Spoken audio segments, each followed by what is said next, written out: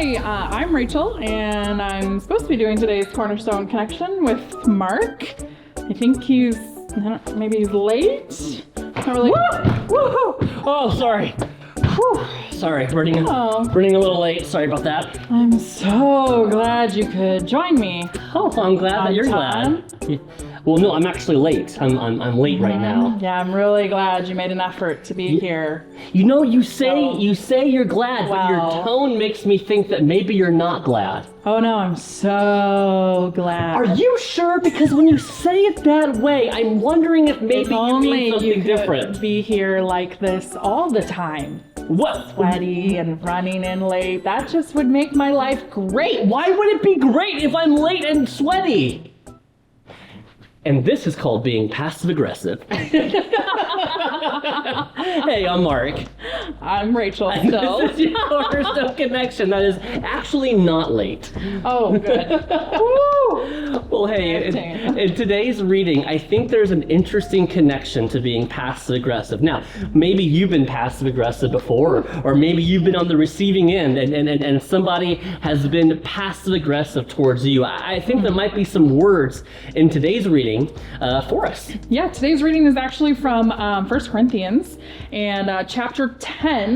We're going to look at two different verses. The first one is verse 22, and then we'll just jump down to 24. This is what it says. Shall we provoke the Lord to jealousy? Are we stronger than he? Then down to verse 24. Let no one seek his own good, but the good of his neighbor.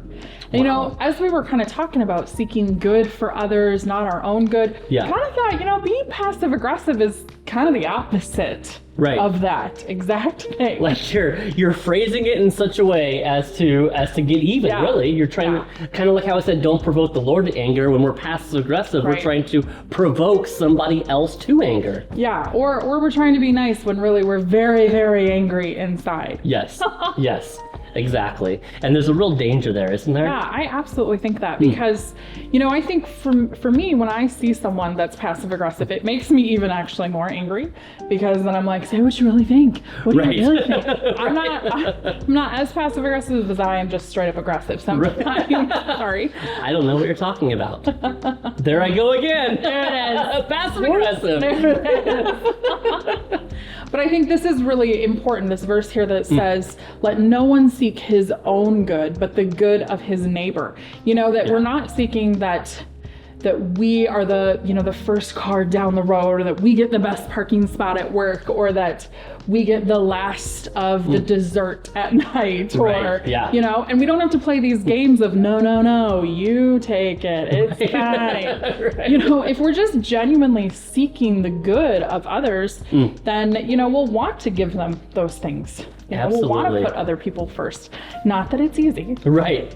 I actually think that's a unique and oftentimes overlooked form of evangelism. Oh, wow. Doing good for others. Because what greater way is there to show others God's love very practically? Because before somebody ever steps foot into a church, before somebody ever cracks open a Bible, they're going to see you and they're going to interact with you.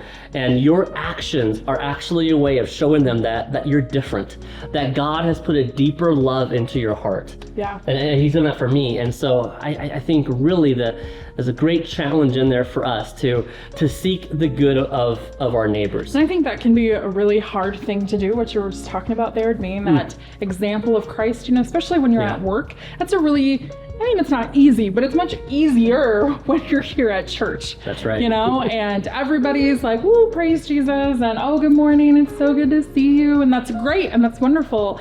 But, then comes Monday. Yeah.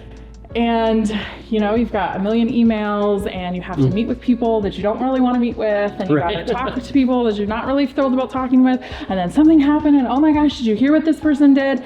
And that can be really difficult to kind of just say, you know what, I'm going to seek the good for those people, not just the coworkers that I like, but everybody, not just the clients that I like, but everybody, and I think and I think keeping ourselves away from that passive aggressive. Yes. If you have a problem with somebody, if you can go to them in a godly manner and have that conflict resolution, I think that's going to be much better, and much better for your testimony as well. Absolutely.